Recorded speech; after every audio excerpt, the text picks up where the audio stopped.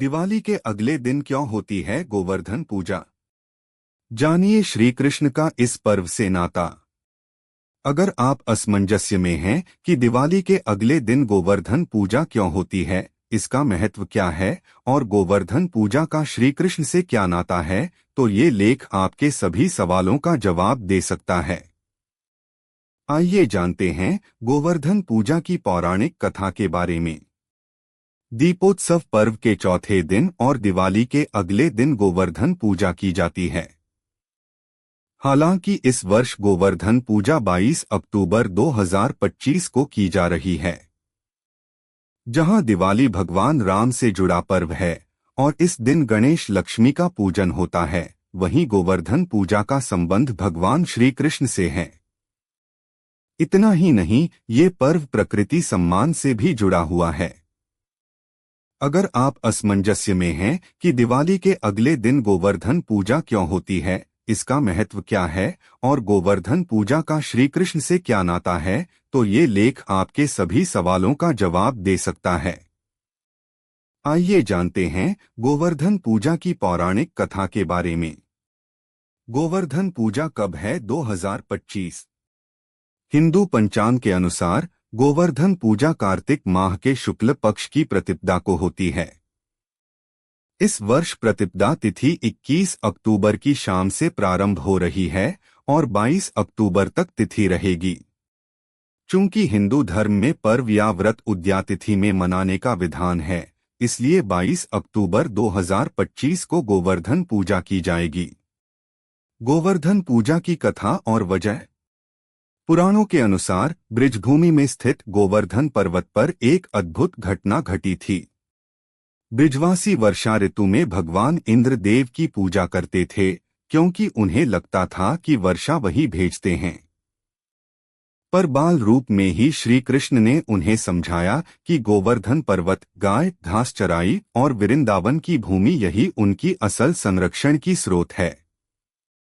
उन्होंने निर्देश दिया कि इंद्र की पूजा के स्थान पर पर्वत की पूजा की जाए। इंद्रदेव इससे रुष्ट हो गए और उन्होंने घोर वर्षा भेजी। तब कृष्ण ने अपनी एक उंगली पर गोवर्धन पर्वत उठा लिया और 7 दिनों तक लोग गायें सभी बारिश से बचने के लिए उसी पर्वत के नीचे सुरक्षित रहे। अंततः इंद्र ने हार स्वीकार कर ली। इस घटना के बाद उस दिन को पर्व के रूप में मनाने की परंपरा चली आई। गोवर्धन पूजा और श्री कृष्ण का संबंध। कृष्ण ने गोवर्धन पर्वत उठाया, यह उनकी दिव्यता का प्रतीक है। पर्वत और कृष्ण का संबंध इतना गहरा है कि ब्रजभूमि में गोवर्धन पर्वत को स्वयं कृष्ण का स्वरूप माना गया है। इस कथा के माध्यम से यह भी सीखने को मिलता है कि भगवान सिर्फ मंदिर दीवारों में नहीं, बल्कि प्रकृति के कण-कण में हैं। अतः इनका संरक्षण करें। गोवर्धन पूजा की विधि। पूजा में गोबर से गोवर्धन पर्वत की आकृति बनाई जाती है। इस दिन अन्नकूट, कढ़ी चावल आदि भोजन तैयार किया जाता है और भोग लगाया जाता है। साथ ही गाय पूजा, चरागाह सफाई, पर्वत परिक्रमा जैसी रीतियां भी होती हैं। गोवर्धन पूजा पर क्यों बनाया जाता है अन्नकूट? वैज्ञानिक और धार्मिक महत्व जानिए। अन्नकूट दीपावली के बाद से बनना शुरू हो जाता है, जिसमें बाजरे की खिचड़ी, कढ़ी और पूरी और सीजन की सभी सब्जियों से एक मिक्स सब्जी तैयार की जाती है। कई लोग बाजरे की खिचड़ी में ही सीजन की हरी सब्जियां मिलाकर व्यंजन तैयार करते हैं। ये व्यंजन खाने में जितना महत्वपूर्ण होता है, शरीर के लिए भी उतना अच्छा होता है। दीपावली के बाद गोवर्धन पूजा का त्योहार मनाया जाता है। मथुरा और गोवर्धन में गोवर्धन पूजा का विशेष महत्व है। इस दिन भगवान श्री कृष्ण को अन्नकूट का भोग लगाया जाता है और मंदिरों में अन्नकूट को प्रसाद की तरह बांटा जाता है। लेकिन क्या आप जानते हैं कि अन्नकूट क्या होता है और विज्ञान और धर्म के लिहाज से कितना महत्वपूर्ण होता है? अगर नहीं तो आइए जानते हैं। अन्नकूट कैसे बनता है? अन्नकूट दीपावली के बाद से बनना शुरू हो जाता है, जिसमें बाजरे की खिचड़ी, कढ़ी और पूरी और सीजन की सभी सब्जियों से एक मिक्स सब्जी तैयार की जाती है। कई लोग बाजरे की खिचड़ी में ही सीजन की हरी सब्जियां मिलाकर व्यंजन तैयार करते हैं। ये व्यंजन खाने में जितना महत्वपूर्ण होता है, शरीर के लिए भी उतना अच्छा होता है। अन्नकूट के फायदे। असल में कार्तिक माह की शुरुआत से ही संक्रमण तेजी से फैलता है क्योंकि इस वक्त मौसम धीरे धीरे बदल रहा होता है। इस माह खांसी, जुकाम, बुखार, आंखों में जलन और स्किन इन्फेक्शन सबसे ज्यादा होते हैं। ऐसे में अन्नकूट फाइबर और विटामिन से भरा होता है, जो शरीर को गर्म रखने के लिए संक्रमण से बचाता है। बाजरे की खिचड़ी प्रोटीन से भरी होती है और गर्म तासीर की होती है। ये शरीर को हल्की सर्दी से बचाने के साथ साथ रोग प्रतिरोधक क्षमता को भी बढ़ाती है, जिससे खांसी जुकाम परेशान नहीं करते हैं। इसके अलावा कढ़ी भी शरीर को गर्म रखने का काम करती है और सर्दी से बचाती है। ये शरीर में कैल्शियम की कमी को पूरा करती है, लेकिन जिन लोगों को कफ की परेशानी है, वे कढ़ी का सेवन कम करें। इसके अलावा हरी सब्जियों को मिक्स करके सब्जी भी तैयार की जाती है, जिसमें सीजन की पालक, मेथी, मूली, गाजर, मटर और बैंगन को मिलाया जाता है।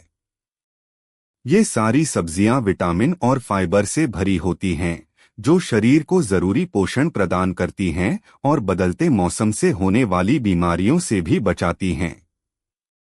इसलिए अन्नकूट सिर्फ प्रसाद नहीं बल्कि औषधि का भी काम करता है। अन्नकूट की धार्मिक मान्यता क्या है? अन्नकूट को लेकर एक और मान्यता है। माना जाता है कि अन्नकूट बनाने से घर में कभी अन्न की कमी नहीं होती है और घर की रसोई हमेशा अन्न और सब्जियों से भरी रहती है। इस मान्यता का पालन करते हुए भी भक्त अन्नकूट बनाकर भगवान श्री कृष्ण को अर्पित करते हैं। श्री कृष्ण ने उंगली पर क्यों उठाया था गोवर्धन पर्वत? परिक्रमा करती है मनोकामना पूरी। हिंदू धर्म का एकमात्र ऐसा त्योहार जो केवल एक दिन तक नहीं बल्कि 5 दिनों तक बड़ी धूमधाम और हर्षोल्लास के साथ मनाया जाता है।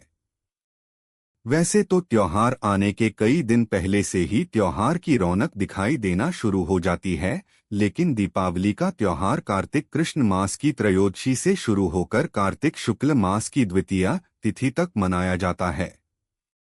हर एक दिन पौराणिक और धार्मिक महत्व रखता है। दीपावली के अगले दिन अर्थात कार्तिक शुक्ल प्रतिपदा को गोवर्धन पूजा का विधान है। गोवर्धन पूजा लीलाधर भगवान श्री कृष्ण की एक लीला का ही हिस्सा है। पूजन के समय स्वयं भगवान ने विशाल रूप धारण करके स्वयं को गोवर्धन घोषित किया। शास्त्र कहते हैं कि जो भक्त गिरिराज जी महाराज के दर्शन करता है और गोवर्धन पर्वत की परिक्रमा करता है, उसे कई तीर्थों और तप करने से भी हजारों गुना अधिक पुण्य प्राप्त होता है। गोवर्धन परिक्रमा न केवल धार्मिक आस्था का प्रतीक है, बल्कि इसे मनोकामनाओं की पूर्ति का एक महत्वपूर्ण साधन भी माना जाता है। भक्तों का विश्वास है कि जब वे श्रद्धा और भक्ति के साथ गोवर्धन पर्वत की परिक्रमा करते हैं, तो भगवान श्री कृष्ण उनकी सभी इच्छाएं सुनते हैं और उन्हें पूरा करते हैं। गोवर्धन पर्व के दिन गाय के गोबर से गोवर्धन पर्वत बनाकर पूजन किया जाता है, साथ ही गौ माता की भी पूजा की जाती है। गोवर्धन पूजन के बाद भक्त भांति भांति के पकवान बनाकर गोवर्धन पर्वत एवं भगवान श्री कृष्ण को 56 भोग का नैवेद्य चढ़ाते हैं। बाद में इन 56 भोग को मिलाकर जो प्रसाद तैयार किया जाता है, उसे अन्नकूट कहा जाता है। गोवर्धन पूजन के दिन गायों को दुहना निषिद्ध माना जाता है। इस अवसर पर गाय, बैल इत्यादि पशुओं को स्नान कराके उनके पैर धोकर फूल, मालाओं और आभूषणों इत्यादि से सजाकर उनकी पूजा की जाती है। गोवर्धन पूजा की कथा। द्वापर युग में ब्रज के रहने वाले देवराज इंद्र की 56 भोगों से पूजा किया करते थे। तब श्री कृष्ण ने गोवर्धन पर्वत और गाय का महत्व बताते हुए कहा कि हमारी असली संपत्ति गाय और गोवर्धन पर्वत है। इन्हीं से हमारा जीवन चलता है। इसलिए इंद्र की पूजा के स्थान पर हमें उनकी पूजा करनी चाहिए। इंद्र इसे अपना अपमान समझकर क्रोधित हो गए और ब्रज में मूसलाधार वर्षा करनी शुरू कर दी। जब पूरा ब्रज पानी से डूबने लगा तब ब्रजवासी व्याकुल होकर श्री कृष्ण के पास पहुंचे और बोले कि अब तुम ही बताओ हम क्या करें, कैसे बचें। इस पर श्री कृष्ण ने अपने हाथ की सबसे छोटी उंगली पर गोवर्धन पर्वत को धारण किया और सभी ब्रजवासियों को उसके नीचे आने के लिए कहा। ऐसा करके श्री कृष्ण ने इंद्र के प्रकोप और अतिवृष्टि से होने वाली जन धन की हानि को भी रोकने का काम किया। इंद्र ने इसके बाद भी वर्षा जारी रखी, किंतु जब देखा कि किसी का कोई नुकसान नहीं हो रहा है क्योंकि सभी ने श्री कृष्ण की शरण ले रखी है, तो उनका अभिमान भी चूर चूर हो गया। इंद्र ने भी आकर श्री कृष्ण की शरण ली और अपनी गलती मानी और पूरे गांव में श्री कृष्ण का गुणगान किया। इस पर पूरे ब्रज में उत्सव मनाया गया। गोवर्धन पूजा से मिलती है यह सीख। वास्तव में भगवान श्री कृष्ण ने गोवर्धन पर्वत की पूजा कर यह संदेश दिया कि अहंकार और दुराचार के अंत के लिए सबको मिलकर प्रयास करना होगा। श्री कृष्ण ने अपनी सबसे छोटी उंगली पर ही क्यों धारण किया गोवर्धन पर्वत? श्री कृष्ण को 16 कलाओं से परिपूर्ण माना जाता है और वे हर कार्य को योग की साधना से संपन्न करते हैं। गोवर्धन पर्वत को एक उंगली पर उठाने के पीछे भी उन्होंने योग का सहारा लिया। भारतीय संस्कृति में भगवान श्री कृष्ण की लीलाएं अनगिनत आश्चर्यों और गहरे संदेशों का खजाना हैं। ऐसी ही एक चमत्कारी कथा है जिसमें बालक श्री कृष्ण ने अपनी छोटी उंगली पर विशाल गोवर्धन पर्वत उठाकर ब्रजवासियों को इंद्र के क्रोध से बचाया। लेकिन क्या आपने कभी सोचा कि श्री कृष्ण ने इतना विशाल पर्वत अपनी सबसे छोटी उंगली यानी कनिष्ठिका पर ही क्यों उठाया?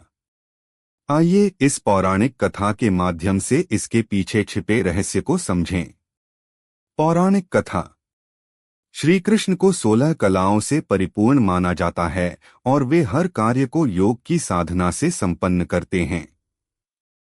गोवर्धन पर्वत को एक उंगली पर उठाने के पीछे भी उन्होंने योग का सहारा लिया। हमारे हाथ की 5 उंगलियां पंचतत्वों का प्रतीक हैं। अंगूठा अग्नि, तर्जनी वायु, मध्यमा आकाश, अनामिका पृथ्वी और कनिष्ठिका जल तत्व का प्रतिनिधित्व करती है। इंद्र की प्रलयकारी वर्षा का जवाब श्री कृष्ण ने कनिष्ठिका यानी जल तत्व के माध्यम से ही दिया।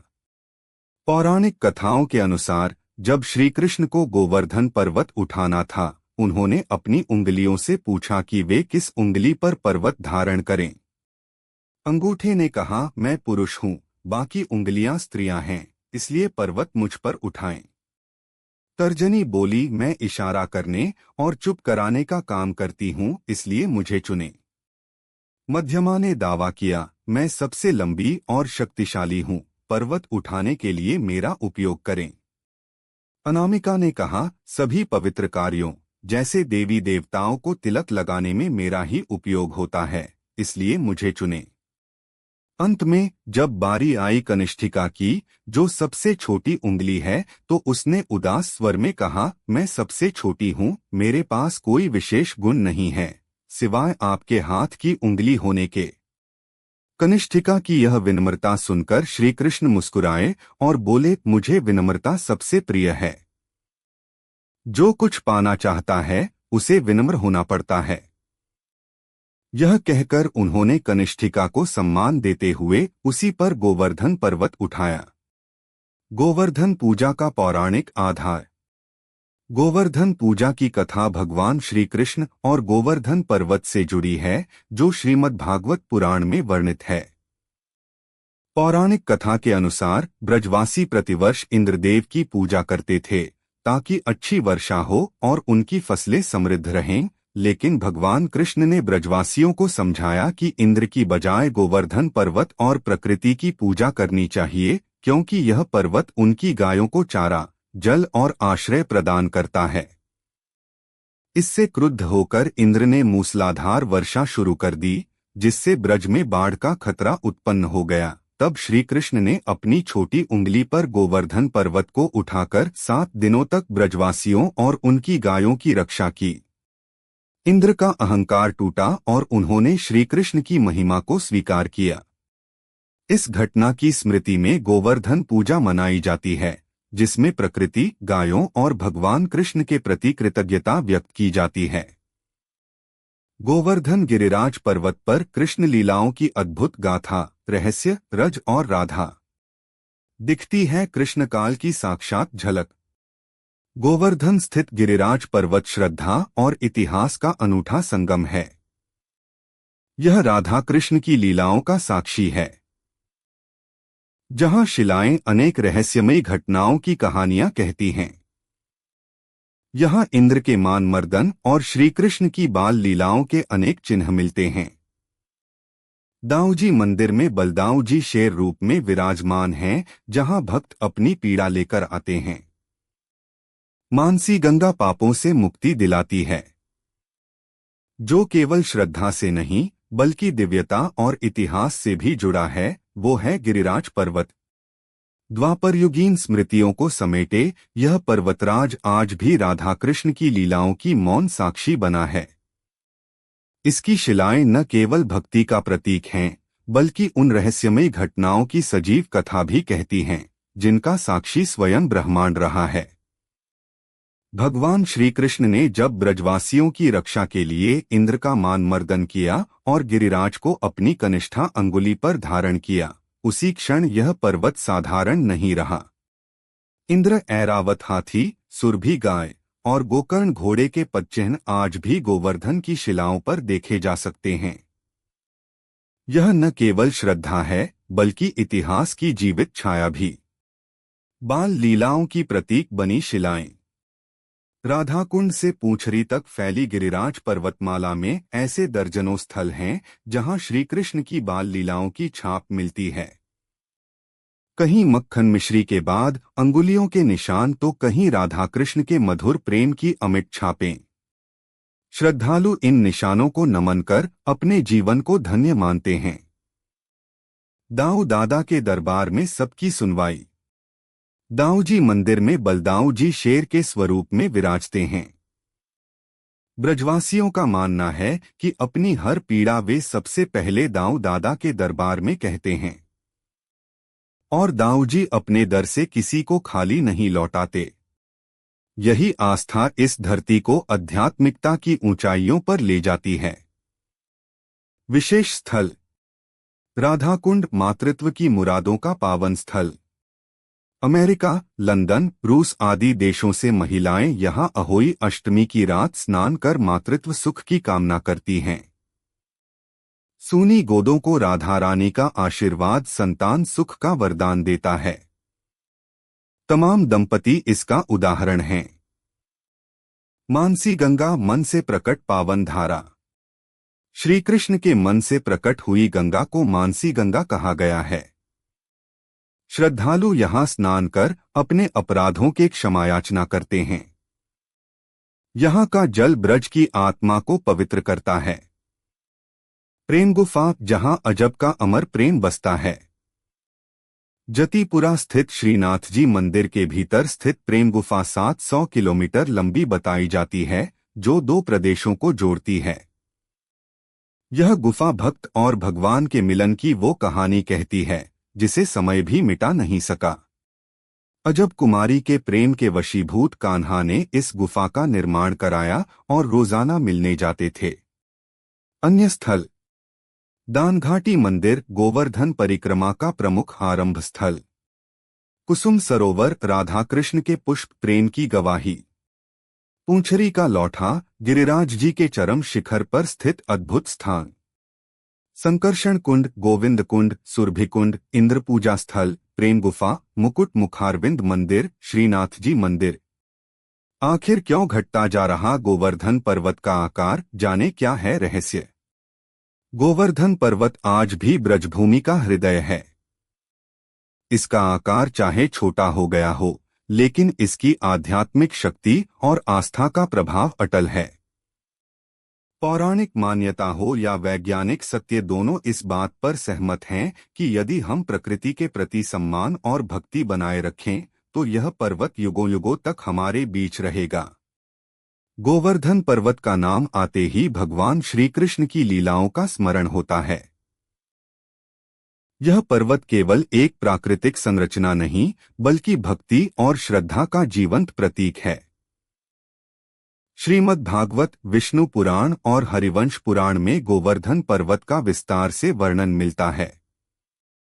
कहा जाता है कि द्वापर युग में जब इंद्रदेव के घमंड को तोड़ने के लिए भगवान श्री कृष्ण ने गोवर्धन पर्वत को अपनी कनिष्ठा उंगली पर 7 दिनों तक उठाया था, तब से यह पर्वत गोवर्धन महाराज कहलाया।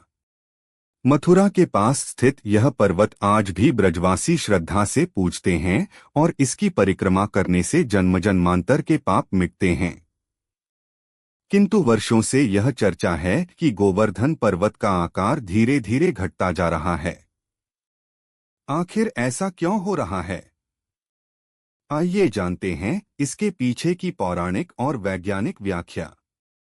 गोवर्धन पर्वत उत्तर प्रदेश के मथुरा जनपद में स्थित है। इसका विस्तार लगभग 8 किलोमीटर तक फैला हुआ है और यह गिरिराज जी या गोवर्धन महाराज के नाम से प्रसिद्ध है। पहले इस पर्वत की ऊंचाई लगभग 100 फीट से अधिक मानी जाती थी, लेकिन अब यह लगभग 25 फीट तक ही रह गई है। यह पर्वत पत्थरों और मिट्टी से बना है और इसके आसपास कई प्रसिद्ध तीर्थ स्थल हैं। दानघाटी, मानसी गंगा, गोपेश्वर महादेव, पूंछरी का लौठा और राधाकुंड। श्री कृष्ण का वचन। श्री कृष्ण और गोवर्धन पर्वत के संबंध में एक प्रसिद्ध कथा है। जब भगवान ने इंद्र के गर्व को दूर करने के लिए पर्वत को उठाया, तब उन्होंने यह भी कहा कि जिस प्रकार तुम गोवर्धन ने मेरे भक्तों की रक्षा की है, उसी प्रकार तुम युगों युगों तक ब्रज की रक्षा करते रहोगे। लेकिन द्वापर युग के बाद जब कलयुग आएगा, तब तुम्हारा आकार प्रतिवर्ष घटता जाएगा, क्योंकि उस समय श्रद्धा और भक्ति का क्षय होने लगेगा। गोवर्धन पर्वत का आकार घटना स्वयं श्री कृष्ण की भविष्यवाणी है। जब जब संसार में अधर्म, लोभ और भक्ति की कमी होगी, गोवर्धन पर्वत अपने आकार में घटेगा। भक्ति और श्रद्धा का क्षय। ब्रज के संत और पुरोहित बताते हैं कि पहले जब लोग गोवर्धन की परिक्रमा करते थे तो वह अत्यंत श्रद्धा और भक्ति से करते थे। लोग नंगे पैर, माथे पर गोबर या मिट्टी का दीप लेकर मंत्रोच्चारण करते हुए परिक्रमा करते थे। लेकिन आज समय बदल गया है कि अब अधिकतर लोग वाहनों से परिक्रमा करते हैं, धूल और पत्थर तोड़कर यादगार के रूप में घर ले जाते हैं या पर्वत के पत्थरों पर बैठकर भोजन करते हैं। यह सब पर्वत की गरिमा के विरुद्ध है। कहा जाता है कि जब किसी पवित्र स्थल का अपमान होता है तो उसकी ऊर्जा और प्रभाव घटने लगता है। यही कारण है कि गोवर्धन पर्वत भी अपनी ऊंचाई खो रहा है। वैज्ञानिक दृष्टि से कारण। यदि वैज्ञानिक दृष्टि से देखें तो भूगर्भीय कारण भी इस घटाव के पीछे हैं। प्राकृतिक अपरदन। गोवर्धन पर्वत चट्टानों और मिट्टी का बना हुआ है। वर्षा, हवा और धूप के प्रभाव से धीरे धीरे इसकी ऊपरी परत घिसती जा रही है। मानव हस्तक्षेप। वर्षों से लोग यहां से पत्थर और मिट्टी उठाकर पवित्र स्मृति के रूप में अपने घर ले जाते हैं। इस कारण पर्वत का प्राकृतिक स्वरूप नष्ट होता जा रहा है। पर्यटन और निर्माण। बढ़ते पर्यटन और सड़कों के निर्माण से पर्वत के आसपास की भूमि की संरचना भी प्रभावित हुई है। इससे धीरे धीरे पर्वत का क्षरण हो रहा है। गोवर्धन पर्वत की दिव्यता। गोवर्धन पर्वत का आकार घट रहा है, लेकिन गोवर्धन पर्वत की दिव्यता आज भी वैसी ही है। ब्रजवासी मानते हैं कि यह पर्वत स्वयं भगवान श्री कृष्ण का रूप है। इसका दर्शन और परिक्रमा करने से सारे पाप मिट जाते हैं और इच्छाएं पूर्ण होती हैं। हर वर्ष गोवर्धन पूजा के दिन लाखों श्रद्धालु इसकी परिक्रमा करते हैं। इस पर्वत के हर पत्थर को गोवर्धन शिला कहा जाता है, जिसे घर में स्थापित करने से भगवान कृष्ण और गोवर्धन महाराज दोनों की कृपा प्राप्त होती है। गोवर्धन पर्वत की सेवा और संरक्षण। ब्रज क्षेत्र के साधु संतों और स्थानीय प्रशासन ने अब इस पवित्र पर्वत के संरक्षण की दिशा में कदम उठाए हैं। पर्वत से पत्थर या मिट्टी उठाने पर रोक लगाई गई है। परिक्रमा मार्ग पर वृक्षारोपण किया जा रहा है। भक्तों से आग्रह किया जा रहा है कि वे पर्वत को देवता मानकर उसकी रक्षा करें। संतों का कहना है कि गोवर्धन केवल पत्थर नहीं बल्कि भगवान का जीवंत स्वरूप है। उसकी सेवा करना ही सच्ची भक्ति है। गोवर्धन पर्वत का आध्यात्मिक संदेश। गोवर्धन पर्वत हमें सिखाता है कि भक्ति केवल मंदिरों में नहीं बल्कि प्रकृति की सेवा में भी है। जब श्री कृष्ण ने पर्वत उठाया तब उन्होंने यह बताया कि प्रकृति स्वयं ईश्वर का स्वरूप है। जो व्यक्ति वृक्ष, जल, पर्वत और जीवों की रक्षा करता है वही सच्चा भक्त कहलाता है। आज गोवर्धन पर्वत का आकार घट रहा है। यह केवल भौतिक क्षरण नहीं बल्कि हमारे भीतर घटती श्रद्धा और भक्ति का प्रतीक भी है। यदि हम अपने कर्म, विचार और श्रद्धा को फिर से सच्चे भाव से जोड़े तो गोवर्धन महाराज का आशीर्वाद हमें अवश्य प्राप्त होगा। श्रद्धा ही गोवर्धन का आधार। गोवर्धन पर्वत आज भी ब्रजभूमि का हृदय है। इसका आकार चाहे छोटा हो गया हो, लेकिन इसकी आध्यात्मिक शक्ति और आस्था का प्रभाव अटल है। पौराणिक मान्यता हो या वैज्ञानिक सत्य, दोनों इस बात पर सहमत हैं कि यदि हम प्रकृति के प्रति सम्मान और भक्ति बनाए रखें तो यह पर्वत युगों युगों तक हमारे बीच रहेगा। कहावत है कि गोवर्धन की धूल में ही बसता है कृष्ण का वास, जो प्रेम से सिर झुकाए उसे मिलता है हर आस। इसलिए हर भक्त को चाहिए कि गोवर्धन की परिक्रमा करते समय केवल शरीर से नहीं बल्कि मन और आत्मा से भी नतमस्तक हो।